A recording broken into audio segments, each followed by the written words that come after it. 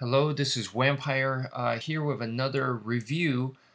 This is not a complete review and it's not a first impressions because I've been playing this for a little while now.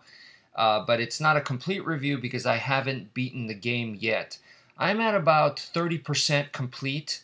So anyway, this is Skylanders Swap Force. This is the third game of the series. The first one is just regular Skylanders. The second one is Giants. This is the third one, Swap Force, and the fourth one is Trap Team, which is the one that I actually beat fairly recently.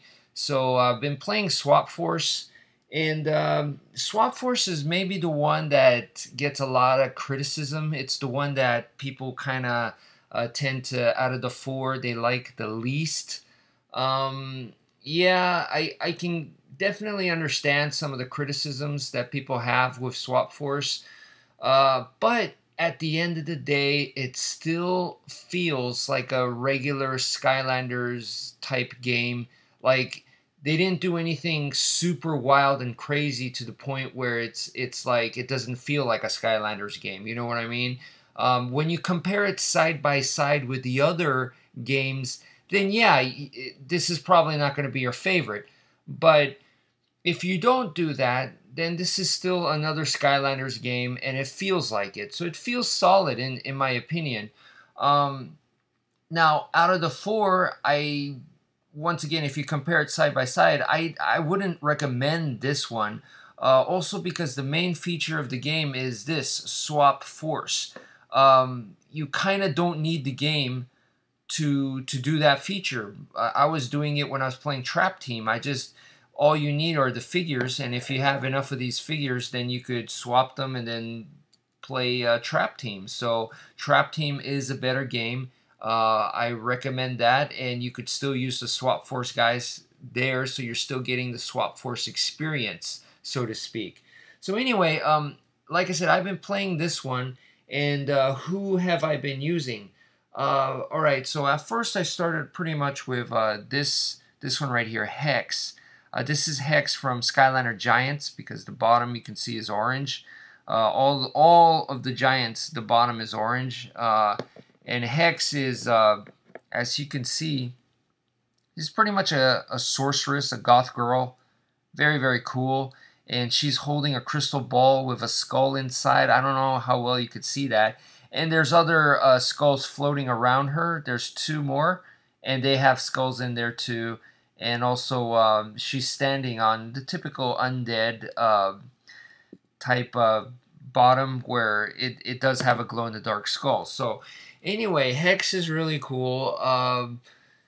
She looks awesome. And earlier in a review, I said that basically Hex is she looks way better than she plays. I basically said that she plays okay. I take back what I said, all right? I was wrong. She definitely plays better than okay, but she doesn't play great. She looks great, but she doesn't play great. She plays better than okay. It's kind of interesting. She's kind of a long distance fighter essentially because she has like these blasts that she does. And they could become rapid fire. I mean, they're pretty freaking fast. So it's pretty powerful, but they don't go all the way across. So in a way, it's kind of strange that she is kind of a long distance fighter, but not completely long distance. I guess it was because it was so powerful they had to kind of limit that. And the other thing about her is she doesn't play the way that I personally like to play Skylanders. The kind of figures that I like are the guys that are fast and agile. I like the ones that have like a dash feature. And Hex is definitely not like that. A prime example I could give you is Ghost Roaster. Ghost Roaster has like a giant skull charge, and that just works great for me. I like playing like that. Hex doesn't have anything like that, and the way you play with her is basically she is a long distance type fighter, but also she is kind of a defensive fighter in a sense that she could bring up these bone shields, essentially, that come from the ground, and she could use that kind of as a barrier. And that's actually pretty cool, and you could evolve it to where if the bad guys come next to it, they'll get hit by it. It automatically hits them because you can get it to where it has like these spikes on there. And that's pretty cool. So in her case, as long as you kind of like stay behind that, you're going to be all right. But a lot of times I find myself that she just doesn't quite have the reach when I do that. I'll do that and I'm behind it, and it's so I have this barrier of bones in front of me, and the enemy sometimes, not all of them can get through, so it's working well. But then there's enemies in the back that are projectile guys, and I kind of feel like their projectile skills are better than Hex's. So that's a little bit of a bummer for me. But she has like the summon skulls, where this is basically what she's doing, where she's summoning a skull and she could drop it on the bad guys. And from my experience playing with her, it doesn't fall on the enemy. You kind of have to like be very, very close to them to make that happen. So it's really been like I kind of understand how you're supposed to play with her, and once you understand that, it's pretty cool. But at the same time, I still feel that it's kind of lacking. And then in this version, Hex has the one where she can create a giant skull head on top of her that like floats around and attacks people. That's supposed to hit very, very hard.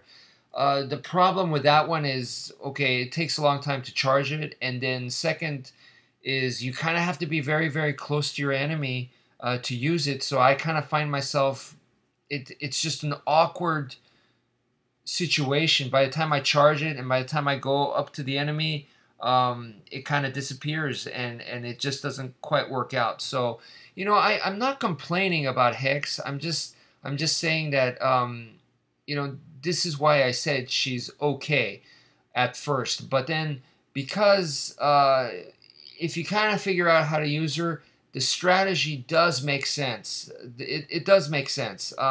It's just a little specific.